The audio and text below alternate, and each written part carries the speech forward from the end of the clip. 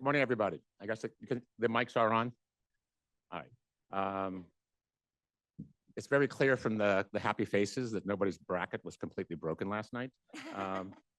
UConn struggled to pull out the men's first win, and the women play today. Got to do the local pitch here, and I see a UConn sweatshirt, so we got to go. My name is George Plesko. I'm going to be moderating today. I'm a professor at the University of Connecticut in the accounting department, and also past president and current board member of the American Tax Policy Institute. I'm really excited to be, and I'm going to speak quickly so we can get to the presenters, but I'm really excited to be here because while I did not organize this session, when I looked at it, I said, this is a great panel, and it fits in really, really well to everything that's been done. In putting this together, it's a wonderful wrap up. The title was Sustainable Finance, ESG, and Climate Resilience. My first reaction to that, as I went through this, is if I were teaching a seminar this fall or next fall on something, that would be the title, and the course description would be exactly what you have here, because it really does cover so many of the important issues. And several of the questions that came up on the floor yesterday, I really wanted to jump up and say, come back tomorrow morning, we're going to address those. So what we're going to do is we're going to run through the four panelists in a relatively tight time frame in order to give you a chance to talk and ask questions. And the reason for that is because this panel really spans a lot of the aspects that I would say of where theories about how ESG have to be dealt with or thought about go from academic, design, thought processes, all the way due to like, what are we doing tomorrow morning or Monday morning when we get to the office and work on it. So it's really going to be bridging from the theory into the practice. So we're not going to follow the order of people who are in the listing. We're going to actually follow them after we met online. We're going to follow them in a way that really does tell a story. So I'm going to very, very quickly introduce all four of the panelists and then stop talking. Our first speaker today is going to be Felix Moorman, who's a professor of law at Texas A&M.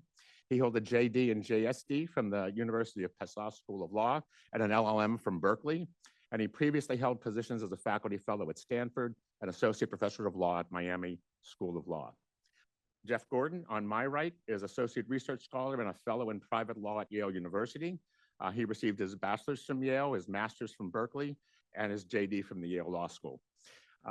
Most relevant in many ways from an institutional point of view, he served as a tax law fellow on the U.S. House Committee on Ways and Means during the period in which the Inflation Recovery Act was drafted.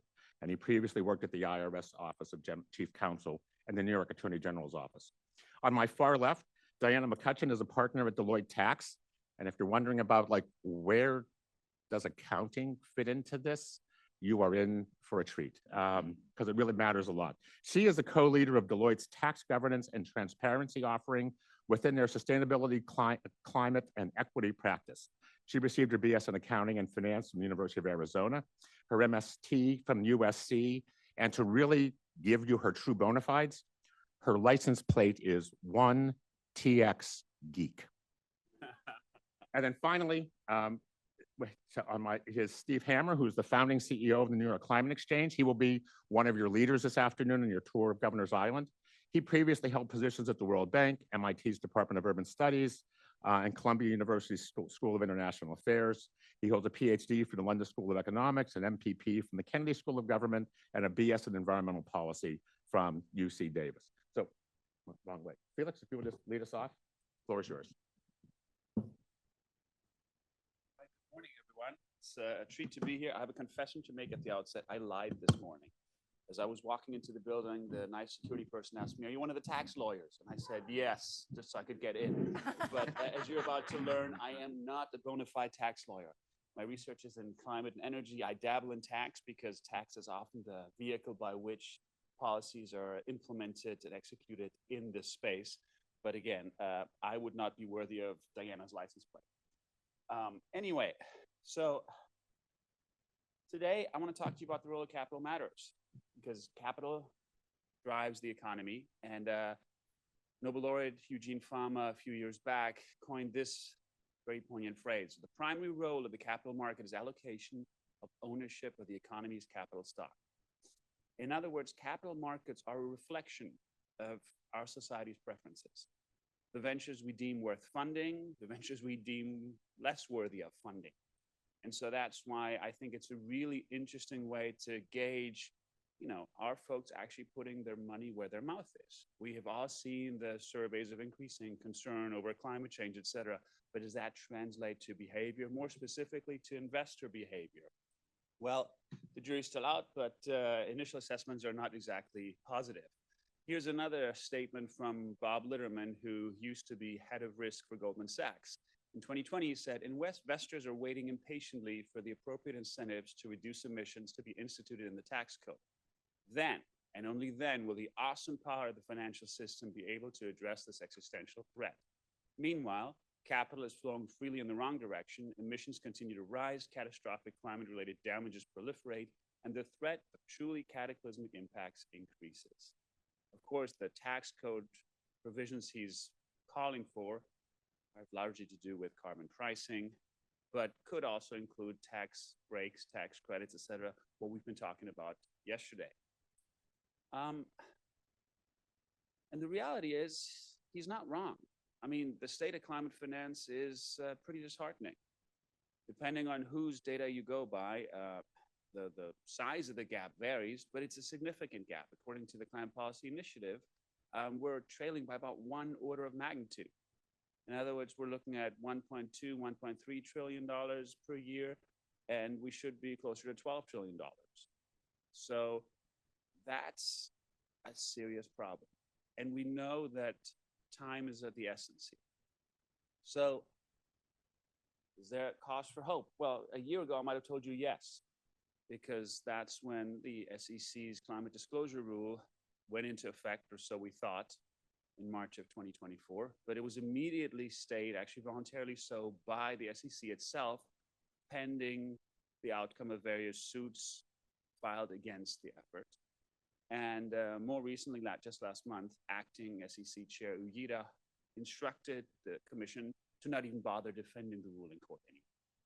So what we thought might be a catalyst for better education, better information of investors to be at least empowered to incorporate climate impacts into their decision-making will probably not flow from the SEC in the near future. Even if it did, even if we imagine the SEC or some other agencies, some other agent, if you will, it doesn't have to be government. Even if we imagine somebody collecting all this data, processing it, and making it available to you and me, are we in a position to actually make sense of it all? Because it's really complex data. It's really tough. And so the question, presents itself, how can you and I, retail investors who don't necessarily have investment geek as our license plate, how can we translate this kind of information into investor choices? So that's where this project, which is a continuation of a longer, broader research stream, comes into play. My co-author and I have made the case conceptually and empirically for corporate climate ratings. I know this panel is titled ESG. During Q&A, I'd be happy to give you my spiel on why I don't think ESG is getting us, the current set of ESG ratings is not getting us to where we want to be, especially from a climate perspective, but not just climate. So one point, of course, is ratings we're all familiar with.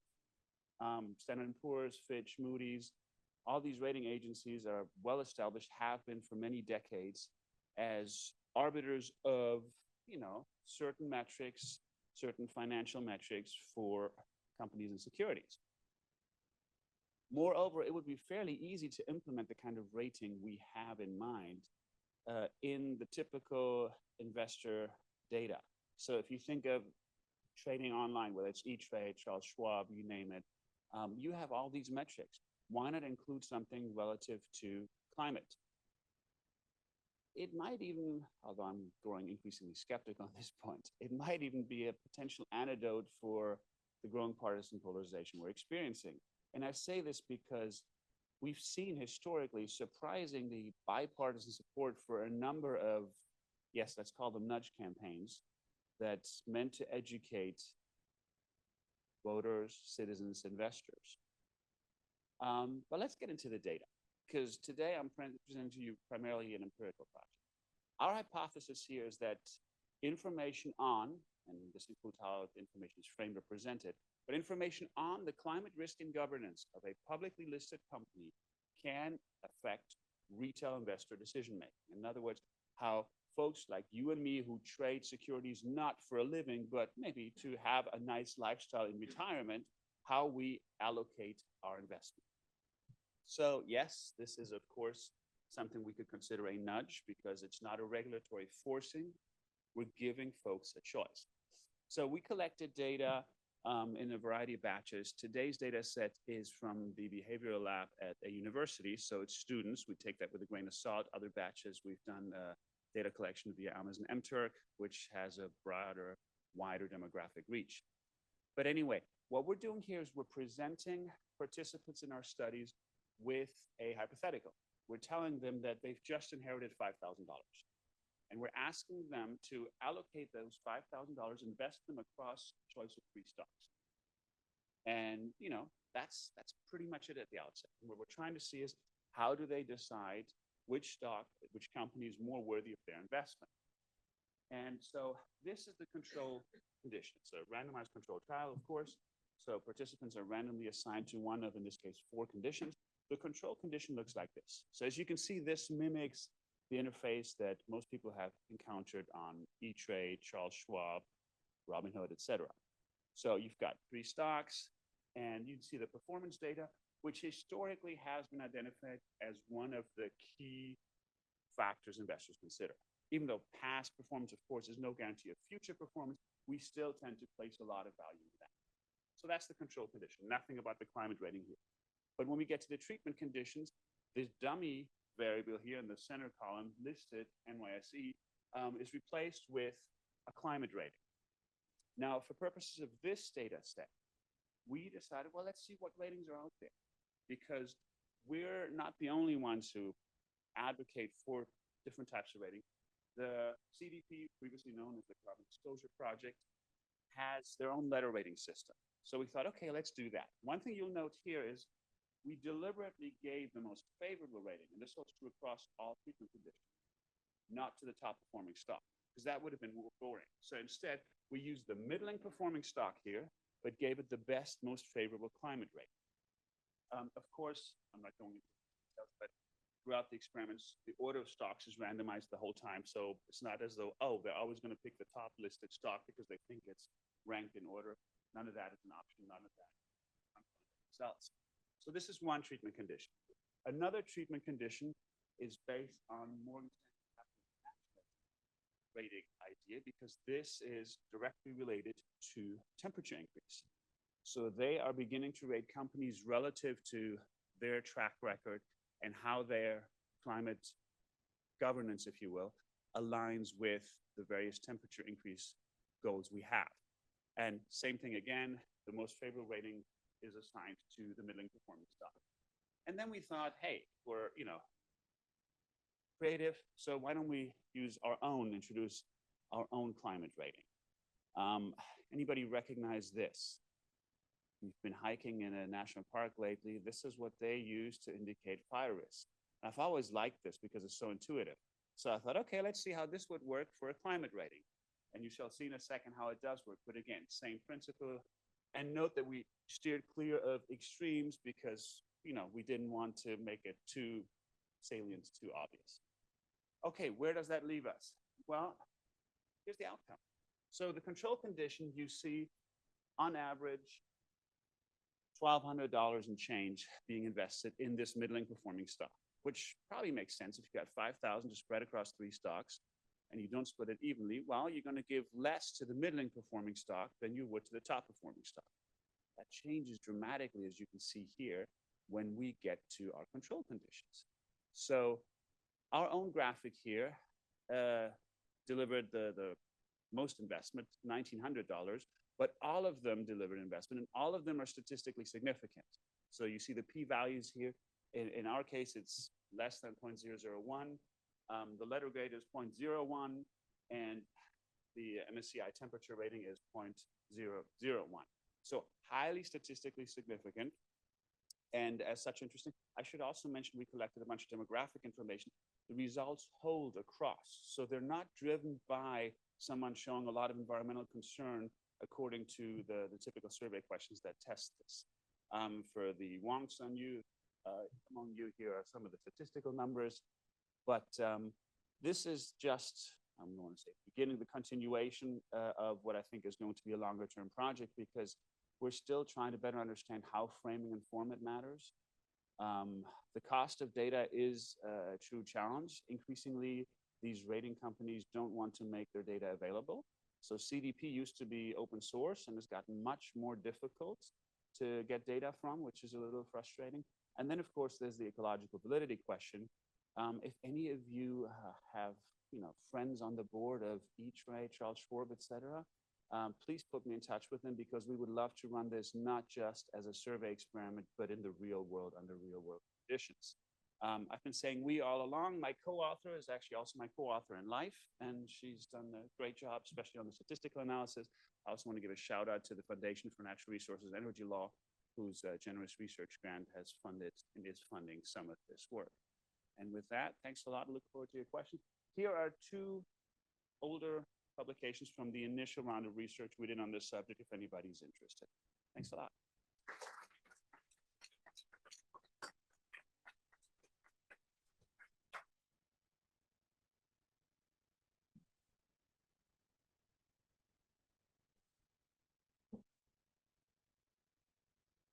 Well, hi everyone. I'm Jeff Gordon. It's been so fun to talk to you all throughout this conference, and excited to hear your reactions to this project. I would frame this project as a bridge between some of our carrots versus sticks, carbon tax versus subsidies conversation yesterday, and some of the corporate accounting content of this panel here. So it's about a topic that I'm calling carbon shelters. This is meant to evoke tax shelters, one of the real bogeymen of the tax code. And so the context I want to start with is that we discussed yesterday carrots versus sticks, punishments versus incentives for shifting from fossil fuels to green technologies. I want to introduce a second distinction that is totally distinct from, but interacts with the carrots versus sticks distinction. This is between universal and selective mechanisms in climate policy. And so what I mean here is a selective mechanism is one that, whether carrot or stick, applies to only a subset of either the fossil fuel emitting technologies on the stick side or green energy replacements on the carrot side. So a grant for just solar projects, selective carrot. A methane fee, right? So a tax, but only on methane, a selective stick. A carbon tax is the prototypical universal stick if it is meant to apply to all carbon emissions. The maybe least analyzed quadrant here is the top left one of universal carrots, and that's the focus of this presentation. So in concept here, the idea is an incentive that applies not just to pre-selected technologies that we think are good, solar, wind, storage, geothermal, but in principle to any zero emissions technology. This is my focus here because these universal carrots are the distinctive feature of the tax credits post-Inflation Reduction Act. And so I'm going to be speaking about mostly these 4 tax credits here, credits for clean fuel, clean hydrogen, clean electricity, all of which share the distinctive feature that they are meant to be universal, or I'll also use the term technology neutral. What this means is, whereas in the past, these credits might have been only available for specific whitelisted energy technologies, now they are meant to be applicable to any technology that has a 0 carbon emissions rate. And the IRA shifts our tax credits entirely from the old world to this new world of technology neutral. So I'm going to make 5 main claims about how we should think about these universal carrots. One is that, as I've just indicated, the core conceptual motivation for going in this direction is technology neutrality. I'll say a bit more about that.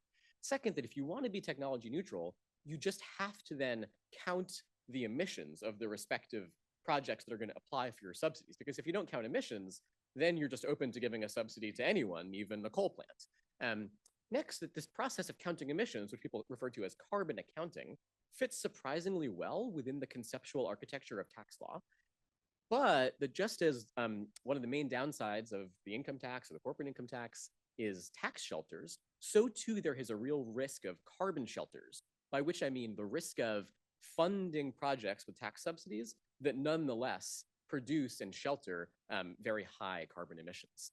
Finally, I'm going to argue that we can prevent these carbon shelters but it will require anti-abuse rules, perhaps modeled on ones that we already have in tax law, but that will have to come at the sacrifice of the complete technology neutrality that brought us to this place in the first place. So you have to either live with very dire consequences of technology neutrality or give up on that ambition a little bit. So basically we got here because for decades there were these two things on the top row. On the one hand, a conceptual academic ideal, largely from economists that you heard about yesterday, of universal sticks of a carbon tax. But on the other hand, in reality, the tax code was replete with selective carrots, technology-specific subsidies. So an ITC or a PTC that for decades were only available for solar and or wind.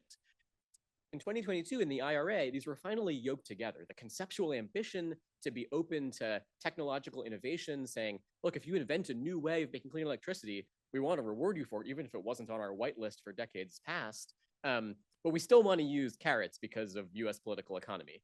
And so together, the synthesis of these things is to do a universal carrot. But if you do a universal carrot, you just have to do carbon accounting. So here's what carbon accounting, the mandate for carbon accounting looks like in the statutes. So on the top, you see an excerpt from one of the clean energy credits. It's saying, you get this credit if your greenhouse emissions rate is not greater than 0. You've got to be 0 emissions. To be clear, this argument would work the same way if it was low emissions, not just 0, but they've called for 0. Then they cross-reference the Clean Air Act, which is below. And here we go into more detail on what 0 emissions actually means. And they specify that it means counting the full fuel life cycle, which you could think of as, at the very least, scope 2 emissions, arguably scope 3, depending how far upstream in the product cycle you look, but also significant indirect emissions, which is really scope 3, and maybe even arguably beyond scope 3, depending on how some people operationalize the idea of scope 3. Indirect emissions requires consequential carbon accounting. That means it requires asking, through the power of supply and demand, does your use of a putatively clean energy technology cause someone else, elsewhere in the economy, elsewhere in the world, to increase their fossil fuel emissions? So a classic example would be, maybe you're going to use lots of biofuel in your projects, but that's going to take some farmland out of agricultural circulation, and then someone's going to have to clear some forests and plant new farmland for food production. That might then increase emissions. You need to count that according to this statute. So tax law now includes all of these carbon accounting principles of market-mediated emissions, alternative fates. So this is a very complex new world of both economic modeling and carbon modeling. I argue, though, that the conceptual framework of this is very similar to a number of classic problems in tax law, and thus not crazy to think that tax lawyers would have something to add in helping administer and work out these regulations. So I'll skip past this pretty fast, but these are issues of double counting the emissions that two people are claiming credit for is a problem in tax law. Shifting the liability from the emissions that might be attributed to you to someone else, liability shifting, classic issue in tax law. So we can go into this longer, but the point is, there's a lot of similarity, but there's also a key difference. The key difference is that tax law is very highly rules-based, whereas this world of modeling and projecting the carbon emissions of a particular energy project is very standards-based. It's really a work of modeling and projection and using assumptions, much more than applying the hard and fast rules that we associate in tax law. And this, is a schematic of the administratively complex process on offer here. So the LCA refers to life cycle assessment. That's the work that a taxpayer does to submit a piece of paper saying, if you look at it really closely, our process produces at least net 0 emissions. We have these federally sanctioned models known as the GREET model. If their energy process is reflected in the GREET model, this process can be reasonably simple. But if it's not, the law is open to allowing the taxpayer to make a very individualized bespoke submission, petitioning the IRS, who will then send the petition over to DOE, and DOE will look at the proposal and say, using all of our best scientific knowledge, is this likely to be a 0 emissions project? So the thing to take away from this is there's lots of discretion in the system, both discretion for taxpayers to come up with a seemingly sophisticated account of why their project is 0 emissions, and discretion for DOE and IRS to ultimately rule on that. And so I want you to think through how discretion might play out under different political conditions. So this is performance-based regulation, right? It's not a rule, it's a standard.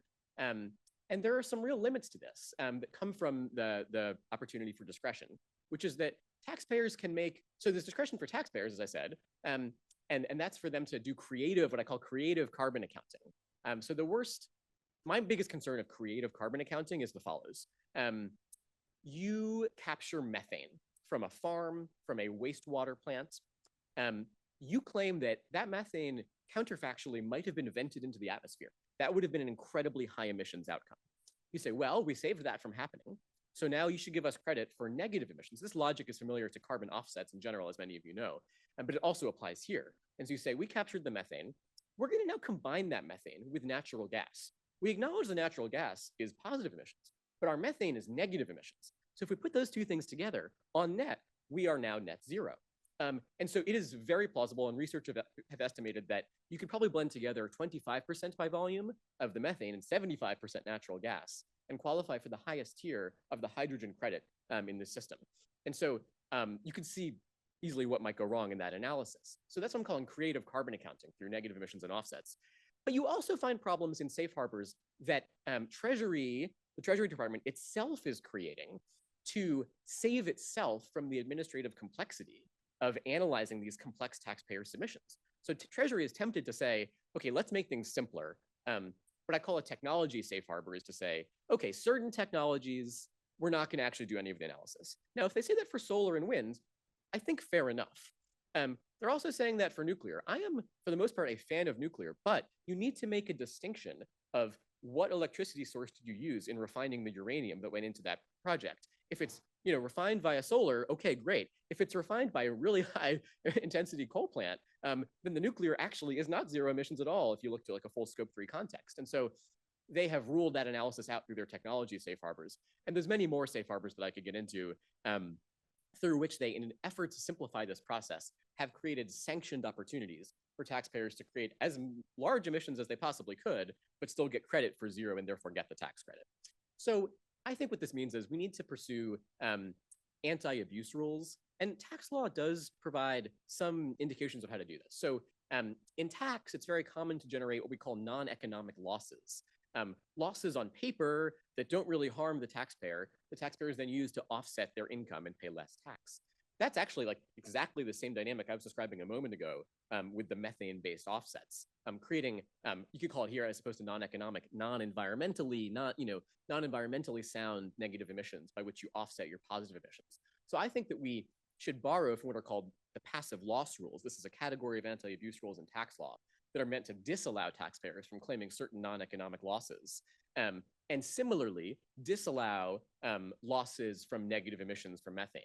Now, I want to acknowledge there is an argument against doing what I'm saying in being sort of cautious and prophylactic in this way, which is that you might think, it's actually worth letting in some set of projects that were actually high emissions in the spirit of getting money out the door, funding lots of good projects. Ultimately, the good ones might swamp the bad ones.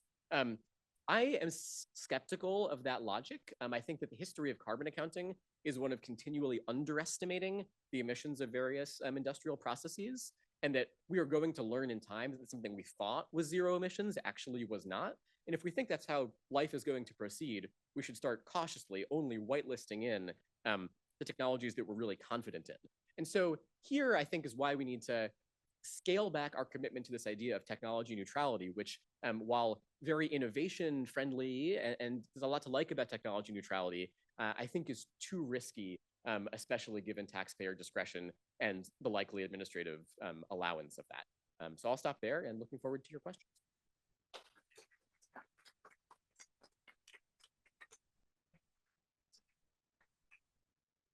Oh, she's gonna do it.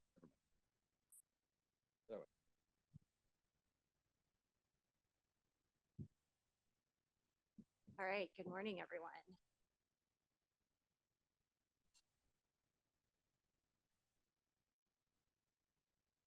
All right, so I thought I would start with kind of the voice of the company. Last year, Deloitte did a survey of 1,000 tax and finance professionals across the largest global companies around the world, and asked them to kind of give some thoughts and ideas on different tax policies that are affecting them in the next couple of years. So a little bit of a forward looking. And back in 2024, the biggest issue that these respondents said was on top of mind was transparency and reporting. So I'm going to talk a little bit about disclosures and what it means to disclose in your sustainability report or your ESG report about taxes. We recently just finished our 2025 study, and although we don't officially have the results, transparency and reporting was again number one. This time, 74% of the respondents said this is their number one issue. And interestingly, when we looked at the different regions, North American companies had it ranked, 76% of them ranked it number one. So it's definitely something that kind of started, this whole idea of the tax disclosure started in Europe and then has been encroaching on companies in the US. Some of the things that are driving that are the CSRD, which is a European standard, the Corporate Sustainability Reporting Directive, which comes into effect in the next couple years. But that, although European based, is going to bring in a lot of US headquartered companies. They're all going to have to start reporting when they've got significant, or even not even significant, but business operations in Europe. So that's definitely something that's driving some of this trepidation around transparency and reporting. We also have country by country reporting.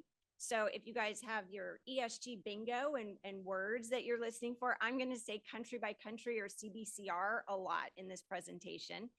That's coming into effect in the EU as well as Australia. And then peer pressure is just another one of those things that's kind of out there that's got companies thinking about how much should we be disclosing around tax. So right now, the reporting landscape, so sustainability reports, ESG reports that you find are generally voluntary in nature, and the tax piece of it, absolutely voluntary. There's nothing yet that's requiring or compelling it per regulation, but that will in fact change. But we do think there's 4 drivers that have been kind of rearing its head in the last couple of years. The first are just the proliferation of sustainability standards. So we've got CSRD, which I mentioned, along with that is an EU taxonomy, which talks about what are the definitions of a company that actually is sustainable. But then we also have some ESG standards, the GRI 207, Global Reporting Initiative, and the World Economic Forum, their tax metrics. I'm going to go through those in more detail in a little bit. But just having standards out there to report against is one thing that gives a little bit more framework when a company is thinking, what do my tax disclosures even need to look like? Tax law and practice. So there are a number of countries that are starting to require disclosures, and a lot of them public. As an example, companies have to disclose their tax approach or their tax strategy. They're in the UK, if they're in Poland, and Spain just recently started requiring that as well. Usually there's a revenue threshold, but it's actually relatively low. It's like 200 million pounds in the UK right now. There are also countries that are requiring a good global governance framework. So the UK is among them as well, Singapore, and even Germany. So in Germany, if a company is deemed to not have good tax governance, they can actually sanction individual members of their boards. So that they've definitely risen the level of really having that good tax governance, the G and ESG in place. Investors. So we talked a little bit about the ratings agencies. So the level of transparency is one of those factors that some of the ratings agencies are looking at as they're giving scores or ratings or grades to companies on ESG. A lot of them look at transparency as a G issue, as having good tax governance. Some of them look at it as part of the S, social, because those taxes that are being paid are funding governments, which are then providing benefits to communities and so forth. We also have the UN, which has principles of responsible investing. The Danish pension fund, which is actually a very large investor across the globe, has what they call the tax code of conduct. And so when they evaluate investments, they look to see what their tax posture is. What do they have out there? Disclosures around tax are important to them as an investor. We also have in the United States, some of the companies, generally public, have been undergoing shareholder votes, proxy votes, to compel the companies to disclose against GRI 207. Most of them have been in the tech industry or oil and gas. Recently this year, I just saw one is going to be held this summer for a large life sciences company. These votes have not necessarily passed, but they have garnered 20% and more, which we think is a trend that investors are really looking to see more tax data. They want more disclosures around tax. And then finally, we call it corporations, but I kind of call it peer pressure. In some cases, no one really wants to be first, but if a company, a competitor, a peer starts to report more around tax, they want to be a quick second. So I've actually helped a lot of companies put together communications plans or even draft some tax transparency reports that are literally sitting on the shelf until someone else reports, and then they're ready to go. All right, so I said I'd talk a little bit more about GRI and the WEF. And so these are two standards that we have that kind of give some frameworks as to how to report if you want to put out some tax disclosures. GRI 207 is probably the most prevalent right now, and I would say is leading. Even though GRI has been around since the late 90s, 2000, the tax standard was only put in place in 2019 and effective for 2021. So just a couple of years that we now have 207 in place. There are 4 sections that talk about your approach to tax. They talk about how you've set up your risk management structure, how you interact with your stakeholders, which might be your investors or even taxing authorities. And then there's also an element of country by country reporting. Deloitte did a study with GRI to look to see how many companies are actually reporting against GRI. And of the 1,000 largest companies around the world, 26% of them are reporting. But because it's still voluntary, there's a vast difference in actually what sections they're adopting. So they're not necessarily putting everything out there to match all 4 of the sections. So as you can probably imagine, number one, most companies who are reporting are putting out their approach to tax. And some of them just stop there. Very few are putting out the country by country reporting yet. And I have noticed in a lot of reports, they might reference their 10K as their way of saying, here's our country by country. But I can tell you the 10Ks do not have that much detail in them, at least not yet. So very interesting. Most of the countries that are putting out those reports are European based, not surprising. The US is definitely trailing. Italy is the country that has most GRI reporting, and then China, probably not surprising, is the least. As a sector, oil and gas also has the most reporting, but they've actually got some different standards that they've had to comply with for like 10 years now. So not surprising that that's one of the industries kind of out in front. And then on the other side, we have the World Economic Forum. So they have their tax metrics. And one of the things that I see a lot of companies reporting against is called a concept called total tax contribution.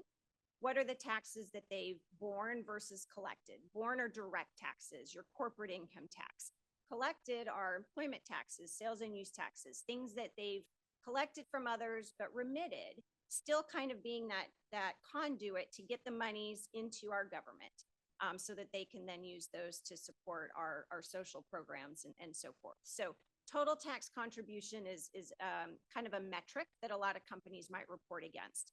It's a really positive metric, or can be, for net operating loss companies. So even though companies might have NOLs, they might not actually be paying corporate income tax. If you read in the news, sometimes there's a lot of angst around, oh, this company making so much money on the top line, not paying any income tax.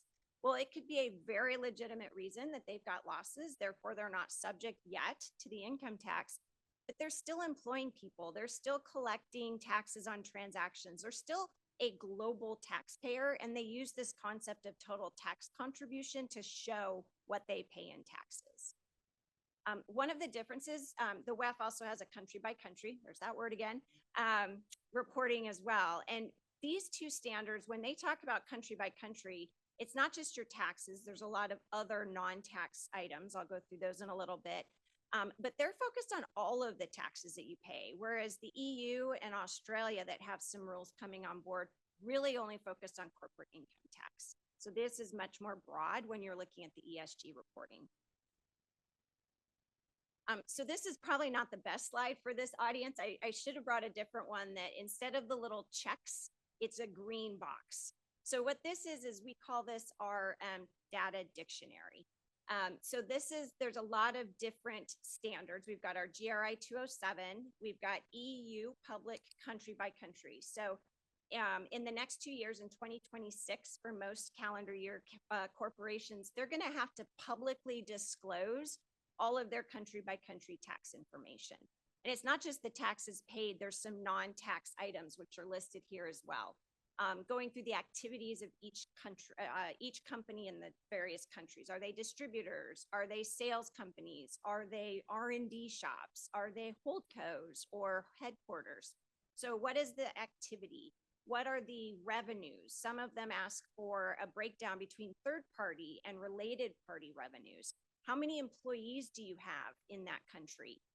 Which could actually start to kind of create some interesting metrics, some analyses that some readers of this information might look at.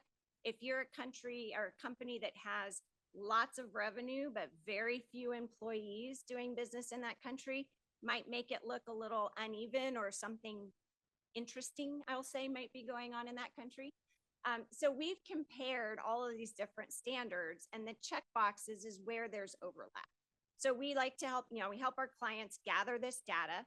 There's a lot of angst around the information that they're going to be putting out there. And what are those various data points that overlap? So they can gather it once, but use it for multiple purposes.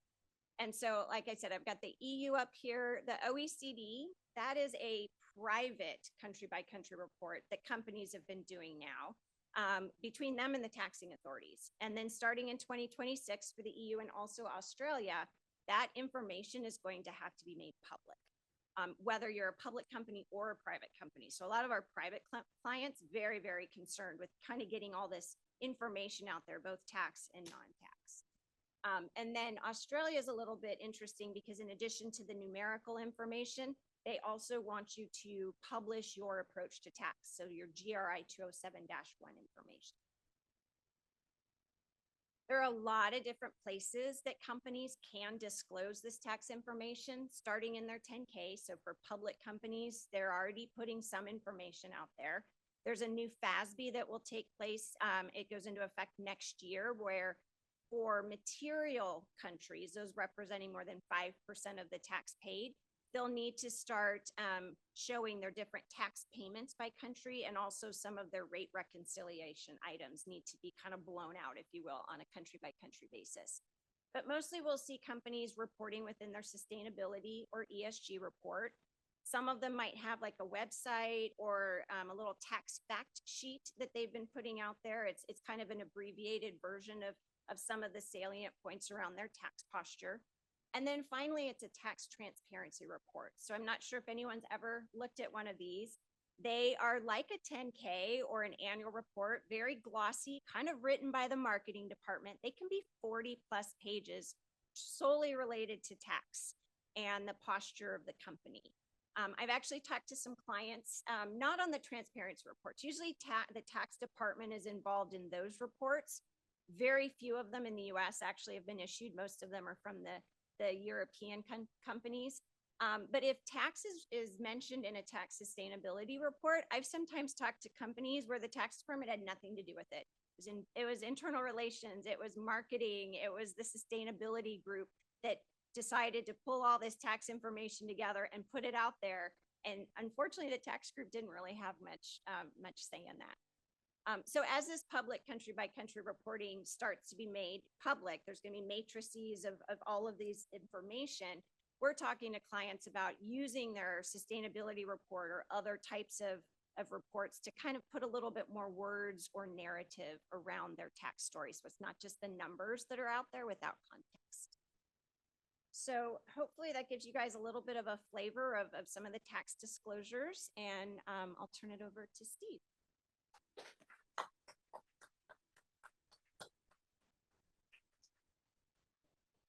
Decided I'll get up. So, okay. Sure, the last thing you all wanted to hear is you need to take a financial accounting class. What you do. Got the PowerPoint? I'll talk. Just click forward. Does that do it? Nope. Okay. All right, I'm just going to talk. I had an entire presentation, and after hearing this, I'm kind of scrapping it. So, and there are going to be two pieces to what I'm talking about. So who's going out to Governor's Island right after this? Okay, great, fantastic. So I'm going to give you a little bit of context for why we're going out there. It's not just a lovely place to go, but you know what we're trying to create out there. This swooshy looking building in the bottom part of the picture there. It's an attempt to create a center for climate solutions that can help contribute to conversations like this, but also help the world make sense of conversations like this, because it can be kind of confusing. And if you think about this notion of how do you make all of this retail friendly, the average New Yorker, it's just going to go like this, to be honest. And so I want to reflect on kind of what we're trying to do. And then I want to talk about some specific policy mechanisms that link to some of these ideas that we've just been talking about, but really to speak to some of the complexity of that. So the exchange emerged from this effort, again, to make New York a hub for climate policy, climate finance, climate tech, climate education. There's a lot of climate education going on. Columbia's creating a new climate school. There's amazing educational activities going on at Pace, at NYU, at Pratt, et cetera, across the CUNY system. And our attempt is to bring that collective knowledge together, to marry that with the perspectives and the expertise that comes from the corporate sector, and then add in community perspectives as well. So if you look at my partners, and I've got 48 of them, Pace is one of them. And when I say Pace, I mean all of it, not just Haub, but you know, the computer science division or the environmental science program, the actor studio. You know, we want to leverage all of those components that come across our entire partner base. And we want to do that because panels like this don't speak to everybody. We're going to be doing some arts programming that our primary reason for doing so is it'll get different people in the door. And when they're there, we want to gently start talking about science and policy issues. That's one strategy. The second is to have a more applied solutions focus. And as we think about how we do that, it's going to vary sector to sector. So if you look at kind of the sector pillars that we're going to focus on the left, whether it's the built environment because we're in a city with 1 million buildings, or if it's oceans and resilience because we're in a city that has 520 miles of coastline, all of these things come into play. The tools are, for me, what's really compelling, again, because it leverages what my partners bring to the table. It's not just extraordinary educational capabilities or research capabilities. It is expertise, again, on arts and culture. It is expertise on tech incubation. And the goal is to bring all of this together into a place, a space that, again, just go back to the picture. You know, the building bottom left is going to be essentially a large conference facility. Conferences about tax, economic instruments that we might employ to nudge that market forward. Across the second part of the swoosh is a research building. That's where we're going to have classrooms as well. That's where we're going to have a tech incubator as well. And then the building behind it, that again, you'll see more of this more on the island in a bit. We're going to have students, faculty, researchers living on the island. And so it'll be the equivalent of a semester abroad to come to Governor's Island, come to New York and study climate. Now, again, I've got a broad array of partners, major research universities, universities that have more specialized focus like Pratt with art and design. But again, for me, what's really compelling is when we get our community partners at the table. the American Museum of Natural History, 5 chambers of commerce, 4 labor unions, 5 of the major environmental justice groups around New York City, workforce development groups around New York City. You get them in a table, your tax policy conversation is going to take a different flavor, because people are going to say, well, the impact on me, they're going to personalize this, or you're going to have other people who are going to say, it is a communications problem. And we haven't fully figured out a way to get people to understand why it's actually beneficial to embrace something like congestion pricing, or some type of surcharge, or to accept a carbon tax on fuels. But if we can contextualize it, that maybe there's going to be a community benefits agreement where money's going to flow back into low-income neighborhoods, or jobs are going to emerge from that. That's part of what we're trying to do, is to create a more dynamic conversation where we're blending all of this together and really listening hard to all perspectives so that we can try and move things forward. Now, some of the programming that we're starting to do, I'll talk specifically about 2, and then I want to get to just some thoughts that emerge from hearing colleagues here. We are creating, we've already had several sessions. Hopefully you know about this if you're working in the New York area. We created a Wall Street Climate Forum for Young Professionals. This was actually, it's sponsored by Wall Street banks, who said their junior bankers, whether they're finance people, whether they're lawyers, are saying, for us to advance, we think we need to know more about this. So we're creating educational programming that'll go along with that, networking that'll go along with that. We're now turning, what we've seen is growing interest and success in attracting people here, focused on Wall Street, to we're creating a global version of this. And that is going to include virtual programming, online courses. They can be 15 to 50 minutes in length on a broad array of topics. And we're building that out specifically because we wanted to target people in the global South who have less access to this kind of information. But alongside that, we then want to create some in-person boot camp type modules, come for the weekend, really dig in on applied problem solving, different perspectives at the table, and then have an ongoing community of practice. Because if this is the peer group that you're going to be working with for the next 20 or 30 years, let's keep that going. Let's keep having events that are going to engage you, where you keep paying attention or hearing about what those changes are in policy, in markets, and different opportunities. So we're trying to think about how to build this out. And we're engaging the global climate policy community in this discussion. Another thing that we're trying to do is, again, much more granular. So I can talk about, whether it's something like an applied problem, congestion pricing. How would you make that work in your city? Again, I can draw on the engineers. I can draw on the policy experts. I can draw on the attorneys. I can draw on the communications folks across the partner base to try and figure out, how do we make this work? How do we prove the effectiveness of this? That we're not just moving congestion from one part of the city to, when you get to the border of the congestion zone, now everybody's jammed up there. And there's more pollution there. And you actually haven't really achieved the totality of the benefits that you want. We can bring a broader perspective by including more academic disciplines or practical perspectives to that problem.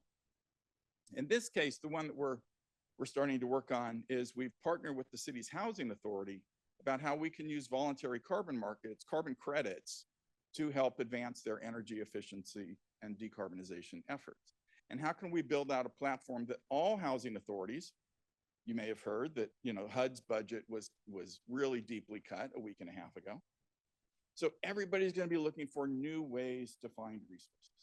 So where do they come from? Perhaps carbon markets are one solution. And again, we can bring the experts to the table and work with a broad array of jurisdictions, not just in New York, but across the country. We're learning from a UK model where someone has tried exactly this, and they found that not only was there the credit that you got from the energy or the decarbonization value, But the social impact value of targeting a low-income population was also appealing to the buyers of those credits. So how can we put this together, again, in the name of trying to get more money on the table? Okay, so that's kind of context for the exchange. Now I'd like to just kind of reflect on some of what I've heard, because we've already started doing some programming. And through the Wall Street Forum, we had an ESG panel a couple of months ago. We're going to have an energy infrastructure finance session April 16th. And it's really interesting to hear, again, reflecting dramatic shifts in Washington, how companies are beginning to adjust, scrubbing websites of references to certain kinds of information, backing off on certain kinds of policies, at least in public. But what they also know is that some customers actually still care about this stuff. And in fact, as the point was, European policies haven't changed. And if you're operating internationally, you're going to have to do some of this anyway. And having seen this when I was at the World Bank for 11 years, particularly in the Global South, countries are desperate for the climate resilience solutions because they are getting hard hit already. They want this stuff. And they want the policies, they want the policy frameworks, they want the data that can support these kinds of investment decisions. But they also want to make sure that when you have policies in place like a EU carbon border adjustment mechanism, that it doesn't unfairly penalize them. And there are equity concerns that you want to take account of. So how do you do that in a reasonable way? One of the ESG panels that we had at Climate Week last year, we brought in some government ministers, again from the Global South, and mayors. And we talked about credit risk, credit downgrade risk from the different rating agencies, and how climate might threaten, the cost of capital, increase the cost of capital that they face when they're trying to borrow to do their basic infrastructure investments.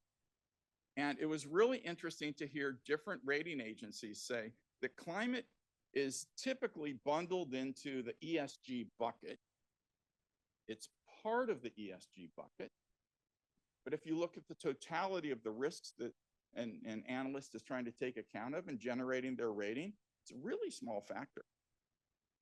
And if you think about the realities of what some of the policy shifts are that we've seen in recent weeks, that's going to far outweigh what might be a relatively modest impact linked to, and I'm going to say this based on the lack of data that's really available on supply chain impacts or technology transition risk is not always clear. When you talk about things like scope 3 emissions, you end up with this, well, that's kind of hard. That's a lot of work to try and get at that for every aspect of our business. And so how do we do that and ensure that that number is exactly what we think it should be or is? Data availability is really hard. We see this in New York. We have a conference scheduled on the island April 23rd and 24th, bringing together climate scientists just to talk about what we know about climate risk in New York City.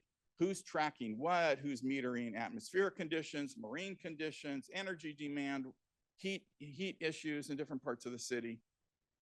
It's scattered across different data sets. How does a CDP or anyone else make sense of it if they have to go track 20 different websites to try and get information on the viability of the local real estate market here in New York City? You may be aware that Zillow has started putting flood risk in as one of the things that you can look at for a piece of property, that you may want to buy. Well, that's based on FEMA flood maps. New York City sued because it didn't believe that FEMA flood maps are accurate for New York City. We sued back in 2013. So again, from a retail perspective, from a policy perspective, how do you make sense of this? That's what the exchange is trying to do. Bring the experts to the table, bring the consumers, the retail perspective to the table, bring companies to the table, so that we can try and make sense of this, so that we can actually get movement that's real, that's scalable, that's occurring not just here, but in other parts of the country. So I'm sorry I ran long, but you know, this has been fascinating for me, but it shows the complexity, and it really meaningfully links back to what we're trying to do to engage you, to help give you capacity, give you opportunities so that you can play a part of this. And so look forward to bringing you out to the island. So thanks. Thank you.